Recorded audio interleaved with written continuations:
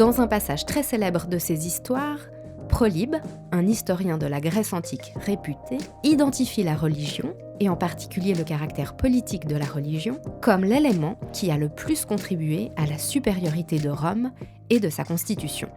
Le rapport étroit entre religion et gestion de la chose publique qui caractérise le monde romain devient particulièrement évident au moment de la crise qui frappe Rome au 1er siècle avant Jésus-Christ et qui mène à la fin de la République et au début du régime augustéen.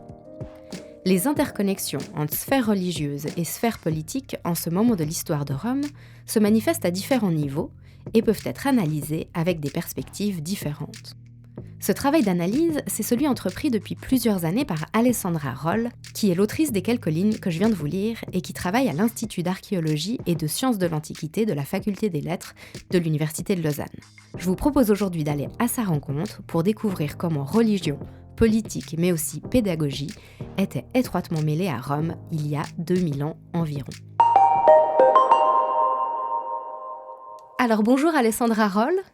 Bonjour. Merci d'avoir accepté l'invitation. Merci de l'invitation. Alors comme je le disais, enfin non, je ne l'ai pas dit dans l'introduction, mais vous êtes maître assistante à l'Institut d'archéologie et de sciences de l'Antiquité de l'Université de Lausanne. Vous travaillez notamment sur la rhétorique d'école à Rome et on verra peut-être que même si ça nous semble très lointain, on peut faire des liens avec des choses un petit peu plus proches de nous puisque, vous me l'avez dit, les techniques de débat actuelles s'inscrivent dans une longue tradition qu'on peut faire remonter jusqu'à l'Antiquité. Et puis, ça par contre je l'ai dit dans l'introduction, vous vous intéressez également depuis quelques années au rapport entre politique et religion chez les auteurs latins de la fin de la République et de la première époque impériale. Et je vous propose donc qu'on commence par ce volet de vos recherches, si ça vous va. Très volontiers, oui. Et je me demandais, comment est-ce que vous êtes arrivé à ce sujet ? Alors, en fait, je suis arrivée assez rapidement à m'intéresser à ce sujet, car déjà dans ma thèse de doctorat, que j'ai consacrée à un ouvrage du 1er siècle avant Jésus-Christ, un ouvrage de type satirique qui nous est parvenu en état fragmentaire, les satires ménippées de Varron. Je me suis plongée à étudier en particulier la religion, le traitement de la thématique religieuse dans cet ouvrage. Et à Rome, comme vous l'avez dit dans votre introduction, effectivement, parler des religions et parler des politiques, les deux réalités ne sont pas dissociables. Et donc, je me suis trouvée à investiguer cet ensemble, donc la représentation religieuse et politique à la fin de la République. Et alors, c'est quand la fin de la République à peu près ? La fin de la République romaine, on peut dire que c'est la première moitié, du 1er siècle avant Jésus-Christ. On est dans les années, disons, d'entre 80 et 40, plus en général toute la première moitié du 1er siècle. Et en ce moment, on a un bouleversement politique, donc on a l'émergence de figures qui plus en plus ont tendance à assumer des pouvoirs personnels. Je pense des noms que tout le monde connaît, c'est Pompée, César, qui sera après justement tué comme tyran en 44, et aussi des conflits internes entre des factions politiques, la faction plus proche du peuple, des classes mercantiles, qui sont les populares, ou l'autre faction opposée à celle-ci, qui est celle des optimates, de l'aristocratie. Surtout dans les années 50, les affrontements entre ces deux factions sont très fréquents et très forts à Rome. Donc, on a un moment d'instabilité interne, on a un moment d'expansion externe, la conquête de la Gaule en est un exemple, et on a aussi un moment très vif d'un point de vue intellectuel, car nous avons une réélaboration très originale et très forte en ce moment de la pensée philosophique grecque, notamment de la pensée philosophique, aussi de la pensée rhétorique, c'est quelque chose dont on va parler peut-être tout à l'heure, mais de la pensée philosophique. Et dans ce contexte aussi, on a une réflexion très forte sur la tradition religieuse romaine qui à l'exigence dans les classes intellectuelles, il y a l'exigence de la réinterpréter aussi à travers un nouveau filtre, qui est le filtre de la tradition philosophique, des réflexions philosophiques qui se sont répandues, disons, à Rome, ou dans les milieux intellectuels, et qu'on ressent les besoins de combiner avec une tradition religieuse qui est considéré comme à la base du même bien-être de l'État, donc auquel on ne peut pas renoncer. Et Varron est un témoin exceptionnel pour cette réflexion sur la religion. Pardon. Excusez-moi, parce que Varron a écrit pendant de longues années, c'est ça, hein, il a une œuvre qui s'étend, alors qui est fragmentaire, vous me l'aviez dit. Oui. Alors, on peut dire entre nous que Varron était un graphomane, parce qu'il a écrit, on compte à peu près 70 ouvrages en environ 620 livres. Donc, c'est une énorme production qu'on a malheureusement presque totalement perdue. Mais heureusement, on en conserve des parties par tradition indirecte grâce à d'autres auteurs qui les citent. Et un ouvrage qui traite d'agriculture, on le conserve presque dans son intégralité en 3 livres. Et c'est pas cet ouvrage-là que vous vous êtes intéressé précisément, hein, je non. crois. Non, c'est pas celui-là. Mais alors pourquoi, quel rôle joue Varron justement dans cette période de grands chamboulements philosophiques, intellectuels, politiques, sociaux que vous venez de nous décrire? Alors effectivement, Varron était un polymathe qui s'intéressait à différents sujets, un peu comme un auteur qu'on côtoie plus, qui est Cicéron. Varron, ils sont contemporains? Ils sont contemporains, ils étaient... Peut-être amis, c'est un peu fort, mais ils étaient familiers, ils s'écrivaient des lettres, on a des lettres qu'on a conservées, donc ils étaient proches, disons. Et Varron a écrit de philosophie, de linguistique, d'histoire littéraire, d'histoire tout court, des traditions. Il était expert surtout des traditions civiles et religieuse romaine, donc il était un antiquaire, un expert d'antiquité. Et justement, un ouvrage sur lequel je me suis plongée dernièrement, c'est effectivement son traité des religions principales, les antiquités divines. Et dans quel contexte il écrit ce traité? Vous nous l'avez déjà un petit peu décrit, mais qu'est-ce qui déclenche peut-être l'écriture de ce traité? Et puis à qui est-ce qu'il est destiné, ce traité? La chronologie des publications de ce traité des religions, qui était en 16 livres, on ne la connaît pas exactement, c'est débattu, mais je crois, avec d'autres chercheurs et chercheuses, qu'on puisse, avec une bonne approximation, les dater au 46, dans la publication, la dater à 46, et c'est au plein milieu de la guerre civile entre César et Pompée, et déjà dans un moment où la victoire de César est assez claire. César est déjà le maître de Rome. César, en même temps, depuis les années 60, était aussi grand pontife, Pontifex Maximus, à savoir, était la figure la plus importante dans les contextes religieux à Rome, dans la religion publique. Et c'est lui le destinataire de cet ouvrage de Cicéron. Et donc, encore une fois, religion et politique, on ne peut pas les dissocier à Rome, c'est assez clair. Et c'est effectivement sur cet angle-là que j'ai abordé l'étude de ce traité pour montrer comment, surtout dans les premiers livres, qui est un livre programmatique de l'ouvrage, d'introduction, mais aussi des définitions programmatiques des buts de cet ouvrage, on peut relever, je le crois, des éléments qui visent à souligner les valeurs républicaines de la religion romaine dans un moment où la République était un risque de vie. Mais quand vous dites, Alessandra Roll, que la République est en danger de vie, est-ce que ça veut dire qu'elle a été renversée? Qu'est-ce qui se passe à ce moment-là concrètement? Alors, César meurt? Oui, César meurt. Il est tué? Il est tué un petit peu après, 2 ans après.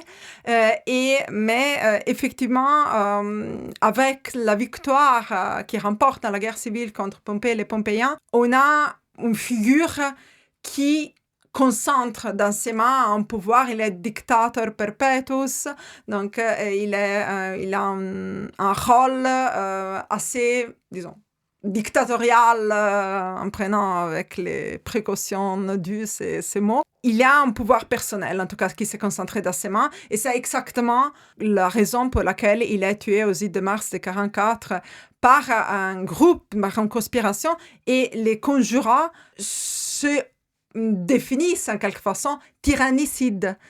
Donc c'est vraiment cette idée d'une tyrannie qui s'est installé à Rome. Et après, on aura, après la guerre civile, après encore des guerres civiles, il y aura la figure d'Octavian Auguste qui, dans les faits, instaure les régimes impériaux à Rome. Et si on revient un petit peu à ce sur quoi vous avez travaillé, donc le lien, la façon dont religion et politique s'articulent aussi dans les textes de l'époque, je crois que vous avez travaillé sur 3 divinités, notamment chez Varron, hein, vous en parliez. Peut-être que vous pouvez nous dire qui sont ces 3 divinités et puis pourquoi vous êtes précisément intéressé à ces divinités dans ces textes. Et puis aussi, qu'est-ce que ça nous dit finalement de la Rome de l'époque?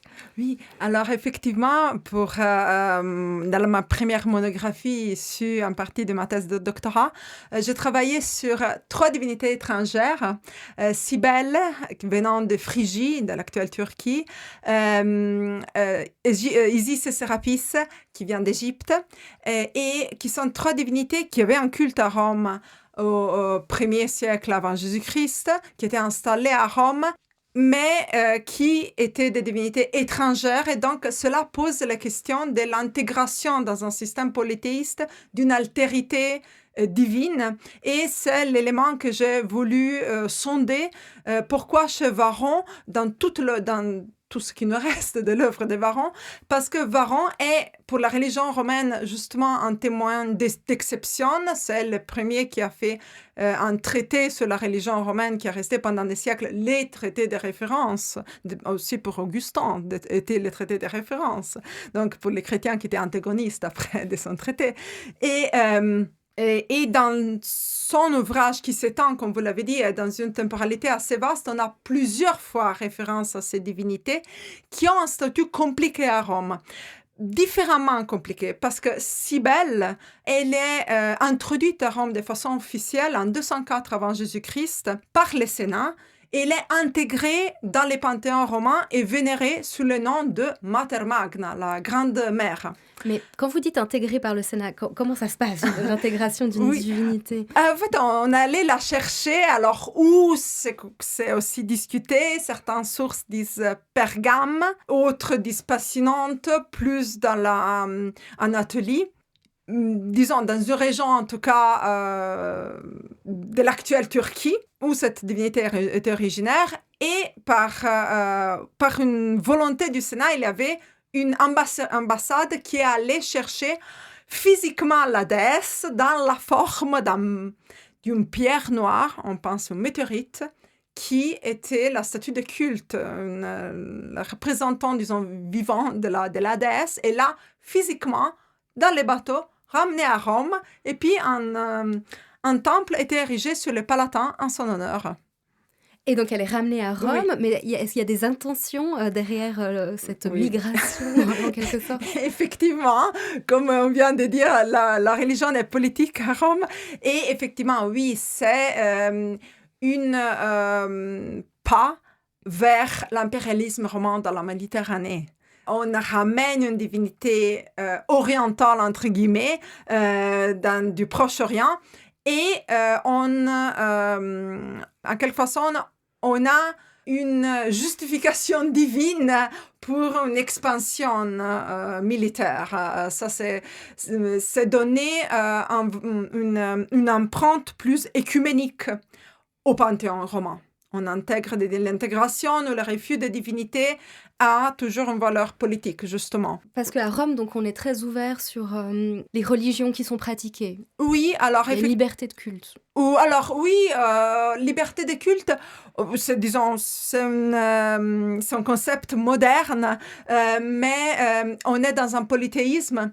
Et la pluralité divine n'est pas en soi-même un problème parce qu'elle est intrinsèque au polythéisme. Après, à Rome, ce qui importe, c'est l'élément, disons, qui fait vraiment une distinction est la reconnaissance officielle par le Sénat et donc l'intégration dans les rituels publics, les rituels performés par les magistrats romains, ou aussi une dimension possible qui est de rester dans une religion peut rester dans une dimension privée, c'est-à-dire qu'elle est cultivée à titre privé par des privats citoyens, ou par des citoyens privés et aussi par des prêtrises privées, mais pas par des magistrats publics. Et ça, c'est le cas, par exemple, d'Isis et Sérapis, longtemps, jusqu'aux années 70 après Jésus-Christ. Donc, dans les années qui m'intéressent avec Varron, c'est un culte installé à Rome, mais à titre privé. Et c'était tout à fait accepté, mais il y a, par exemple, autour de ce culte une lutte politique, parce que son existence est acceptée, mais il est utilisé dans les années 50 par la faction des Populares, dont je parlais tout à l'heure, pour essayer de montrer sa puissance politique en obligeant en quelque façon les Sénats à reconnaître l'officialité de ce culte. Ils essaient de forcer la main au Sénat, qui est par contre plus proche de la faction des optimates, de la faction adversaire. Ils y arrivent pas, mais Varron, dans les Antiquités divines, il fait référence à ces faits et on voit là très clairement la position proche du Sénat de Varron. Donc, dans les différents aussi ouvrages, on peut voir une volonté politique de Varron dans ses descriptions de ces divinités. Et vous disiez que suivant le contexte, vu qu'il a écrit sur une 50aine d'années, il ne traitait pas ou il ne représentait pas ces divinités de la même façon. Comment est-ce que ça se matérialise ? Oui, effectivement, il ne représente pas ces divinités toujours pareilles parce qu'il y a une évolution dans le contexte politique, mais aussi parce qu'il y a une nature différente des textes dans lesquels il parle de ces divinités. Par exemple, dans les satires Ménippées, nous avons des extraits, des fragments assez longs concernant ces trois divinités. Et Cybèle, alors Cybèle, on a dit que c'est une divinité importée pour des raisons politiques et qui est une divinité importée officiellement à Rome, introduite officiellement à Rome, intégrée dans le Panthéon. Mais c'était compliqué elle aussi, parce qu'il y a une sorte de dichotomie dans cette figure. Elle est une grande mère romaine, prémisse de l'impérialisme romain dans la Méditerranée, mais en même temps, elle est aussi un aspect de cette déesse reste, aux yeux des Romains, barbare et difficile à concilier avec les valeurs religieuses romaines. Il y a un culte de type privé qu'elle est pratiqué pour elle, qui prévoit des rituels d'autocastration des officiants de son culte, des rituels sanglants, qui sont absolument loin des rituels religieux romains. Et cet aspect du culte problématique du culte de Cybèle, qui était loin de ces rituels publics accomplis par les magistrats, est ridiculisé chez Varron, dans les satires Ménippées, donc dans un ouvrage qui, pour sa nature, permettait ce type de représentation ridicule, parce que la satire, traditionnellement, est un ouvrage dans lequel on attaque les mauvais mœurs. C'est un ouvrage à caractère fortement moraliste, mais justement, un moralisme qui est mélangé avec les rires et la dérision. Par contre, la même divinité, l'aspect roman de la même divinité, si l'on veut, est traité avec un grand respect par Varron dans ses antiquités divines. La Mater Magna est inclus dans ces divinités, dans les grandes divinités dont il parle à la fin de son traité. Et même, on a un essai clair de romanisation, d'intégration de l'iconographie phrygène de cette déesse. C'est une déesse qui a été représentée sur un chariot mené par des lions, donc un aspect assez exotique, les lions n'étant pas si présents dans la péninsule italienne. Et on essaie de donner une interprétation de ces philosophiques, si l'on veut, en quelque façon, de cette image de la déesse, justement pour la romaniser. Ce que vous décrivez, c'est que malgré l'intégration de Cybèle au Panthéon, elle reste malgré tout une figure d'altérité pour les Romains. Oui, absolument. Elle reste une figure qui a les charmes, je dirais, de l'altérité et les problématiques liées à l'altérité. Et celle de l'altérité, les thèmes de l'altérité, de l'intégration à Rome, de l'altérité, est un sujet qui me questionne, qui m'intéresse en fait dans mes recherches. Notamment aussi dans des recherches que vous avez entreprises sur la rhétorique d'école, je crois. Alors, on n'est pas dans l'altérité religieuse, mais vous allez nous en parler. Parce que donc là, on s'éloigne un petit peu de Varron, pour le moment en tout cas. Mais vous avez entrepris dès 2012, quand vous êtes arrivé à l'Université de Lausanne, une nouvelle recherche donc, sur la rhétorique d'école, qu'on appelle aussi la déclamation latine, je crois. Qu'est-ce que c'est exactement cette déclamation latine? Oui, effectivement, oui, depuis 2012, je m'intéresse aussi, j'ai intégré ce nouveau champ d'études. Et la déclamation en latine, c'était les exercices qu'on pratiquait dans les écoles romanes, à l'école du rhéteur, donc au dernier degré de l'apprentissage scolaire romain, que les garçons pratiquaient, parce que c'était destiné seulement aux garçons issus des meilleures familles romaines. Et les exercices qu'on pratiquait pour apprendre à parler de manière convaincante dans la future vie civile et politique, c'est-à-dire au tribunal comme au Sénat. Et donc, c'est les garçons, mais est-ce que c'est tous les garçons ou est-ce que c'est réservé à une frange de la population en particulier? Oui, c'est toujours l'élite. c'est toujours les jeunes gens issus des meilleures familles, c'est-à-dire des familles les plus riches. Et sont seulement les gens de l'élite qui peuvent se permettre de faire fréquenter à leurs enfants l'école du rhéteur, parce que l'école à Rome est toujours une école privée. Et donc, il faut payer les rhéteurs pour leur service. Et donc, ces cours de déclamation sont réservés à une élite, vous venez de le dire, mais qu'est-ce qu'on apprend vraiment concrètement dans ces écoles à Rome? On apprend l'art de la persuasion à travers deux exercices princes qui sont un destiné à exercer la rhétorique de type judiciaire, donc les débats, et qui devait être justement idéalement destiné à débattre des causes au tribunal. Et l'autre destiné plutôt à exercer une éloquence de type délibératif, donc une éloquence adaptée au discours au Sénat. Et le premier exercice, c'est celle de la controverse, dans lequel les étudiants, les élèves étaient appelés à défendre ou accuser un certain personnage dans un plot complètement fictif, et même des situations souvent romanesques, farfelues. Et l'autre est l'exercice de la soisoire, la soisoria, dans lequel l'élève était appelé à persuader un certain personnage, toujours dans des situations fictives, à accomplir ou ne pas accomplir une certaine action. Où il pouvait s'imaginer d'être lui-même ce personnage et évaluer les deux différentes options qui se présentaient à lui.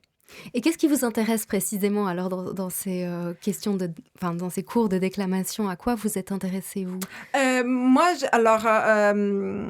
j'ai étudié les recueils de déclamations que nous avons conservés, en particulier le recueil de Sénèque le Père, qui est le premier recueil de déclamations que nous conservons, qui est un recueil datant de la première moitié du 1er siècle après Jésus-Christ, mais qui nous relate vraiment des morceaux de déclamations aussi de la première moitié du 1er siècle avant, donc de la période déjà augustine. Et aussi des déclamations du 2e, 3e siècle après, donc disons de l'époque impériale. Et dans ces textes, c'est toujours le thème de l'altérité, c'est ce qui m'intéresse, je me suis plongée à voir les rapports avec la rhétorique grecque qui est à la base, les modèles à partir duquel s'est développée la rhétorique et la déclamation latine. Et en particulier, la tendance qu'on peut relever à maintes reprises dans la tradition déclamatoire à valoriser l'éloquence latine, à mettre au clair qu'elle n'est pas inférieure en capacité oratoire par rapport au modèle grec, qui est un modèle d'excellence, et que même d'un point de vue éthique, elle est supérieure, parce qu'elle a des limites éthiques, des limites moraux que l'éloquence grecque n'aurait pas, et qui représentent un élément de plus grande valeur. Parce que, donc, il y a des gens qui ont peur de ce que cette déclamation pourrait provoquer chez les élèves qui commencent à la maîtriser. Absolument, absolument, parce qu'elle est un pouvoir de persuasion. La peur est un grand pouvoir et la peur est que ça soit décliné de façon indépendante par rapport à une moralité. Et ça est à Rome une grande question. Et on questionne aussi en Grèce, mais en Grèce, assez rapidement, avec la sophistique, on avait répondu... Qu'est-ce que c'est la sophistique?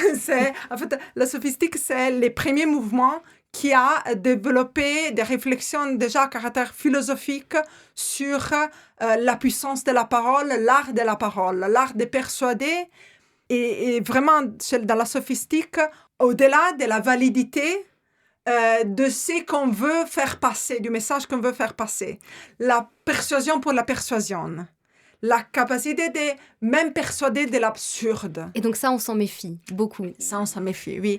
Et aussi parce que l'apprentissage rhétorique lui-même prévoyait en quelque façon la capacité de pouvoir parler de n'importe quoi, n'importe comment. Je veux dire, ces exercices dont j'ai parlé tout à l'heure étaient aussi performés, on dit, in utranque partem. Ça veut dire, aux élèves était demandé d'assumer les deux rôles chaque fois, de faire un discours pour et un discours contre chaque fois, parce qu'ils devaient être prêts à tout.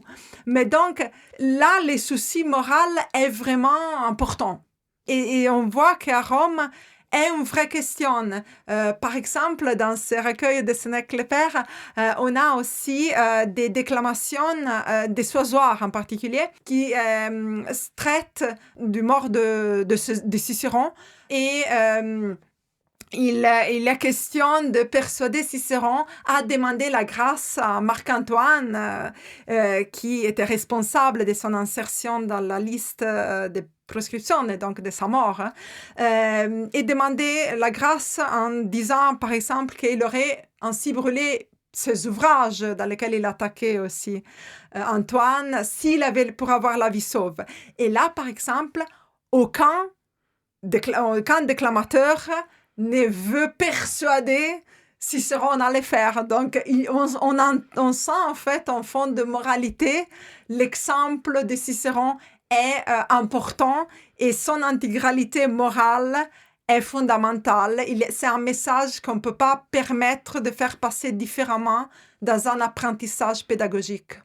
Donc, il y a vraiment des élèves qui s'opposent en fait aux exercices qui leur sont proposés. On a la trace de ça. Oui. Alors, ça, c'est une bonne question. Indirectement, oui, parce qu'il nous dit qu'aucun déclamateur. Alors, on ne parle pas là des élèves, effectivement. On parle plutôt des déclamateurs qui donnaient des exemples aux élèves. Mais on peut penser que comme il n'y avait pas de modèle, peut-être c'était aussi difficile pour les élèves, effectivement. Et est-ce qu'il y en a beaucoup de ces écoles à Rome? On sait combien il y en a? Alors, je pense pas combien on a, mais il y a une pluralité d'écoles à Rome. En même temps, et il y avait une compétition, même farouche, entre les différents maîtres de rhétorique, parce que, comme on l'a dit, ils étaient payés par les élèves. Et donc, ils avaient de l'intérêt à avoir un bon suivi et à critiquer les autres. Alors, de ces critiques réciproques et mordantes, parfois, on a vraiment des traces aussi chez Sénèque-le-Père, toujours. Et donc, comment est-ce que ça s'illustre, ces critiques? Est-ce que les gens vont dans l'espace public pour critiquer l'école du voisin ou ils vont même dans l'école du voisin directement pour les critiquer, pour les mettre en ridicule quand ils font un faux pas dans leur discours, ils se moquent d'eux, ou ils reprennent leur discours et les renversent pour les ridiculiser. Et puis, on a aussi des témoignages qu'alors, à ce moment-là, tous les élèves commencent à rire de leur maître. C'est très vivant. C'est des textes, ces petits excerpts, disons, de vie réelle à Rome sont vraiment très, très sympathiques, très, très vivaces. Et donc, vous décrivez qu'ils apprenaient à argumenter, mais est-ce qu'il y a aussi une part qui est un peu jouée? Est-ce qu'on apprend à se tenir? Est-ce qu'on apprend à projeter sa voix? Absolument, absolument. La part de l'actio, de l'action physique, de la performance était absolument centrale dans l'apprentissage rhétorique. Et nous avons aussi dans les traités de rhétorique des prescriptions très précises. Il faut regarder direct dans les yeux le public, il faut tenir pas les yeux bas, il faut pas tenir les yeux semblés altères, il faut bouger les mains aussi dans des gestes qui peuvent nous sembler aussi assez théâtrales. Et c'est juste cette impression parce que souvent dans les traités de rhétorique, l'art de la performance oratoire est en quelque façon assimilé à la performance théâtrale. Sans doute, un bon orateur doit être aussi un bon acteur, mais c'est aussi quelque chose qu'on connaît justement des débats publics modernes. Un orateur assumé est sans doute plus convaincant. Au-delà de ce qu'il réellement il dit, il dégage un charme et une puissance de persuasion qui va vraiment au-delà de l'argumentation. Et c'est aussi qu'on a pu remarquer dans un projet que nous avons mené avec Daniel Van Malmader et Julien Pangou dans les écoles de secondaire, dans lequel nous avons diffusé les méthodes déclamatoires, les stratégies déclamatoires antiques et on a fait pratiquer les élèves sur ça. On a vraiment vu comment l'aspect performatif était quelque chose de nouveau, je dirais, dans l'apprentissage scolaire. C'est quelque chose qu'on a perdu, en fait. Et je trouve que c'est un dommage, ce serait intéressant de l'intégrer vraiment aussi dans notre système scolaire parce que justement, la force de notre message passe aussi par pas seulement le contenu du message, mais la façon dans laquelle on le véhicule. Et ces ateliers, ils sont toujours accessibles ou le projet est terminé? Alors, le projet lui-même est terminé, mais l'expérience est repervue par les prouvettes de l'Université de Lausanne. Donc, c'est une expérience encore vivante, en tout cas, dans les milieux des écoles secondaires du canton Vaud. Il y a toujours des élèves qui sont formés à la rhétorique latine. Oui, en français. En français. En français, oui. Donc, vous avez traduit des textes ou comment? Oui, vous avez traduit des textes. Oui, on a traduit des textes. C'était dans le cadre, en fait, d'un projet toujours dirigé par Daniel Van Malmader sur la déclamation, donc un projet FNS, un projet libre FNS, sur la déclamation latine. Et dans le cadre de ce projet, nous étions intéressés à des textes. Et pour ce projet Agora, qui en était un dérivé, nous avons travaillé justement sur ce texte, en particulier sur une déclamation, sur la première grande déclamation du pseudo-Cantillien. L'auteur est anonyme, et on l'a attribué dans l'histoire manuscrite à Cantillien, qui était un important auteur d'un traité de rhétorique du 1er siècle après Jésus-Christ. Et de quoi traite la déclamation? Alors, en fait, c'est un meurtre d'un père de famille dont il s'accuse les fils aveugles et la belle-mère. C'est un père qui était tué dans son lit. Et il y a une série de traces de mains sur les murs qui partent de la chambre où le père était assassiné à côté de sa femme, la belle-mère. Et ces traces de mains vont de cette chambre jusqu'à la chambre du fils aveugle. Il y a aussi une dimension religieuse, je crois, dans ces textes déclamatoires. Et vous avez d'ailleurs obtenu très récemment un nouveau projet financé par le Fonds national suisse de la recherche scientifique, le FNS, dans lequel vous allez justement vous intéresser à la dimension religieuse dans ces textes d'école. Est-ce que vous pouvez nous en dire un peu plus? Alors oui, effectivement, je viens d'obtenir un projet libre FNS, Divina Eloquentia, la religion dans la formation rhétorique à Rome entre République et Empire. Et dans ces projets FNS, le but est d'investiguer le thème de la religion dans la formation rhétorique en assemblant d'un côté les traités de rhétorique et les traités déclamatoires dans la période du 1er siècle avant Jésus-Christ et 1er siècle après Jésus-Christ, donc entre justement fin de la République et début de l'Empire. Et la religion a une importance claire dans la formation rhétorique, justement pour la raison qu'on vient de dire au début, on a dit au début, c'est-à-dire les liens intrinsèques à Rome entre religion et politique. Les écoles de rhétorique devaient former les jeunes gens à être des citoyens positivement actifs au sein de l'État, et donc ils devaient aussi savoir traiter de la matière religieuse. Il devait savoir connaître et utiliser la législation concernant les sacrés et d'autre part l'influence que la politique et comme la philosophie dans leur impact sur la religion, dans leur vision de la religion peuvent avoir dans l'enseignement rhétorique.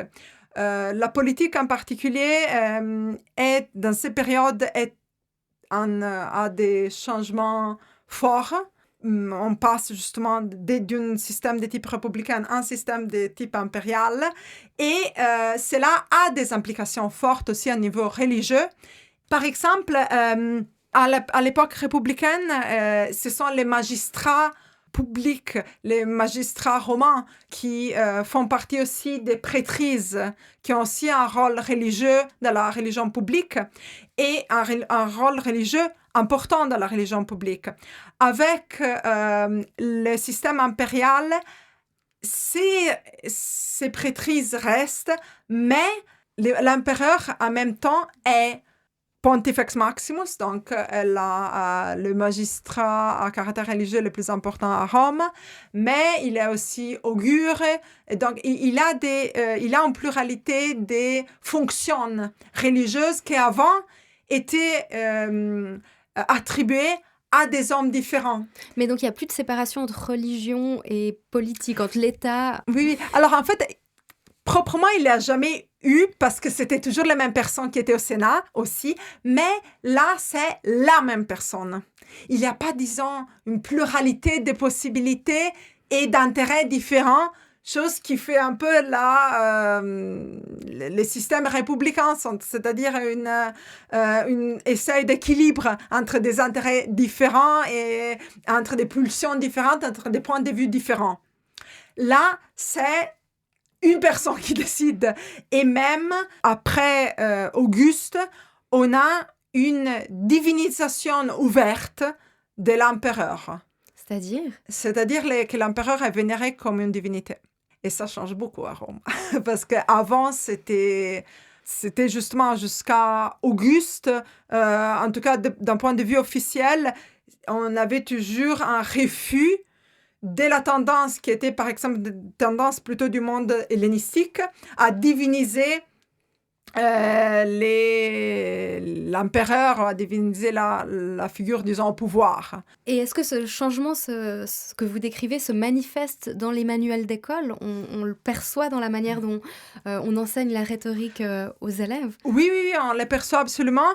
Il y a des éléments qui sont très intéressants dans les traités de Sénèque-le-Père, parce qu'on voit vraiment qu'il y a comme deux tendances une confrontation entre deux tendances, une tendance à interpréter une religion plus dans un sens républicain et à faire référence à certaines prêtrises vraiment avec des valeurs et des fonctions de type républicain, et en même temps d'autres déclamateurs qui s'alignent clairement avec ce qu'on sait de la politique augustaine, par exemple, acceptent certaines revisitations du culte de Vesta, qui est une des divinités romaines, qu'Auguste avait introduit.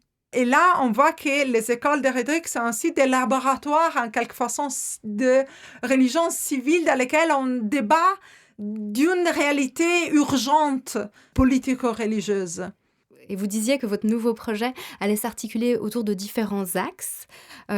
C'est quoi cette organisation que vous allez explorer ? Alors oui, effectivement, j'ai prévu que ce projet s'articule en deux axes principaux. Un axe qui va traiter du rapport entre religion et société dans la formation rhétorique, et un axe qui s'intéressera plutôt à l'influence de la religion dans les langages rhétoriques.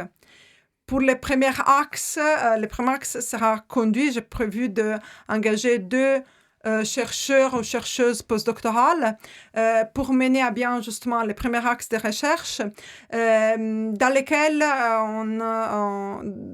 sera question d'examiner d'une part la représentation de la religion dans les textes rhétoriques, et donc comment sont représentés les dieux ou les prêtrises ou encore les lieux sacrés, les rituels, et aussi comment on articule les rapports entre religion et d'autres sphères culturelles comme peuvent être la politique justement ou la philosophie.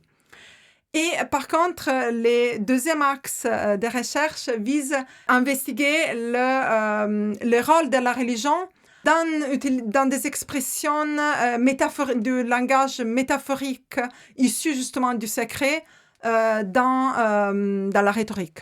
Vous avez un exemple précis Oui, peut-être?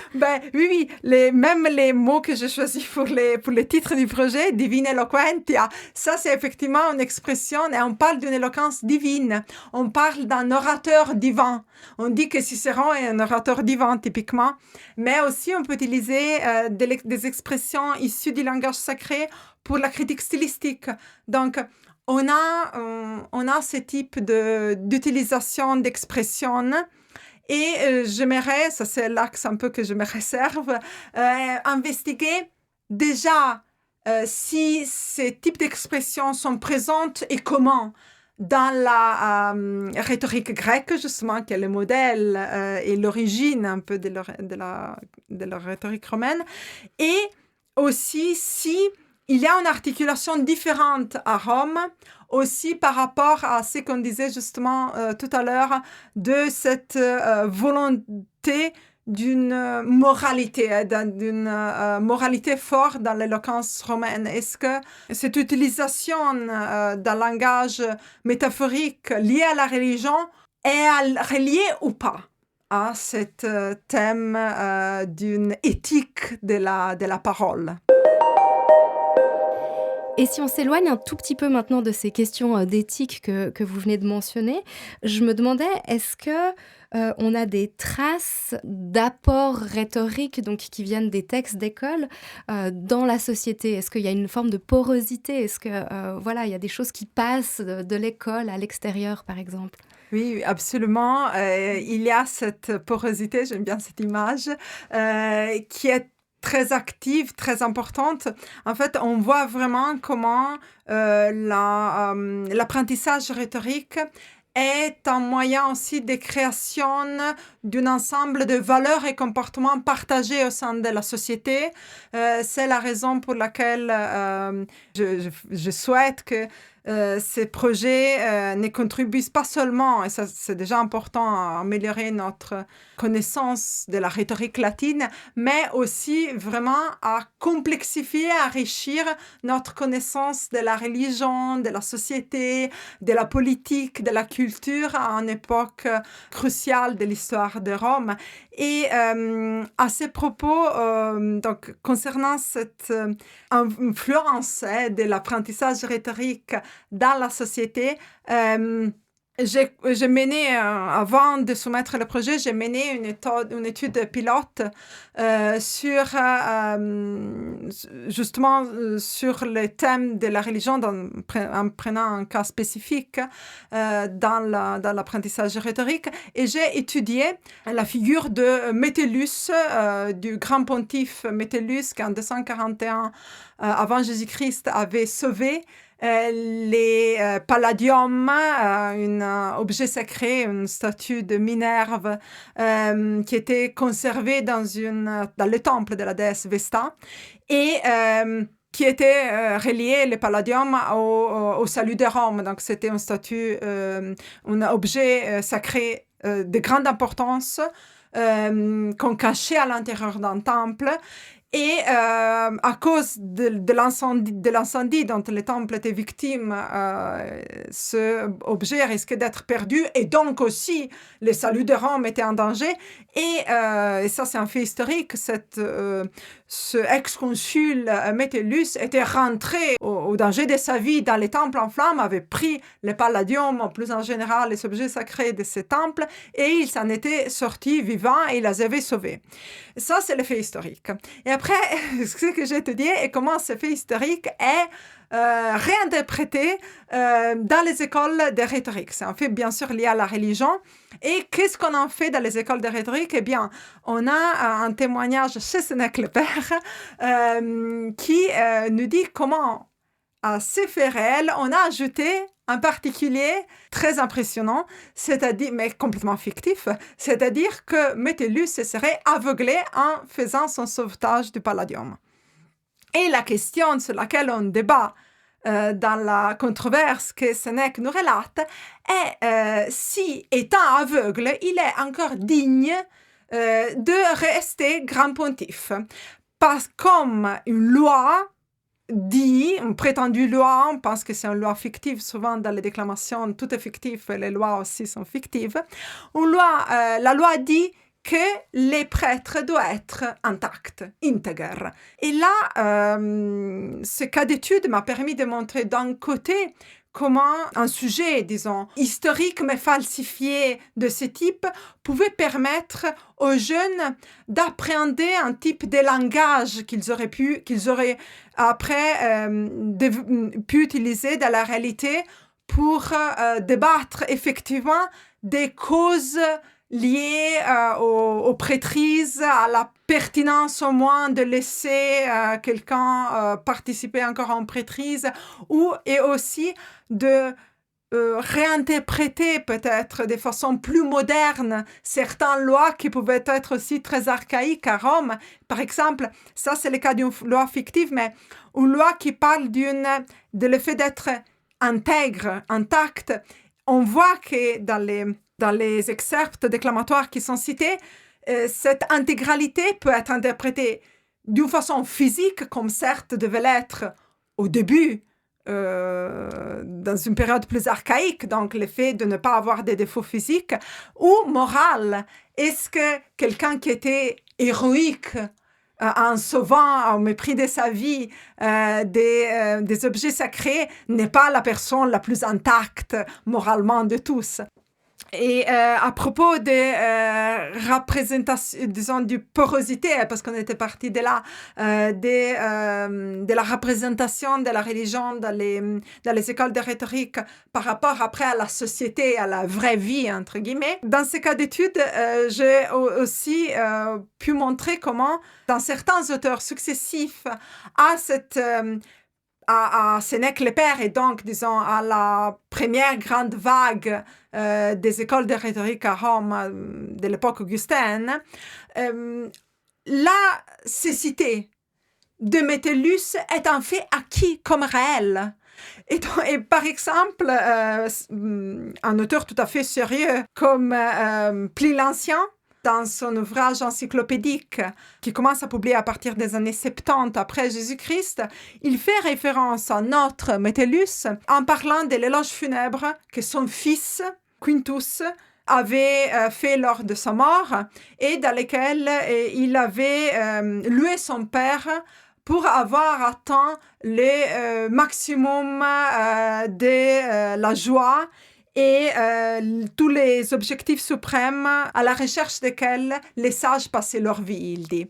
Et là, Pline n'est pas du tout d'accord, et l'argument central qu'il utilise pour montrer que le fils de Metellus a tort est celui-là. Il dit, voilà qui serait trop long à reprendre, c'est-à-dire à contester point par point l'argumentation du fils, mais il dit un seul fait suffit à les contester. C'est Metellus passa sa vieillesse dans la cécité. Il avait perdu la vue dans un incendie en enlevant les palladiums du sanctuaire de Vesta. Les motifs en étaient glorieux, mais les résultats déplorables. Alors, Pline l'Ancien est, je dirais, un très bon élève des écoles de rhétorique. Peut-être qu'on conclut là-dessus.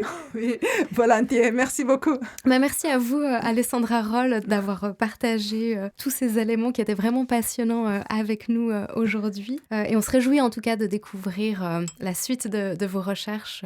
Revenez nous voir dans 2 ans. Merci beaucoup alors. Alors à dans 2 ans. À dans 2 ans.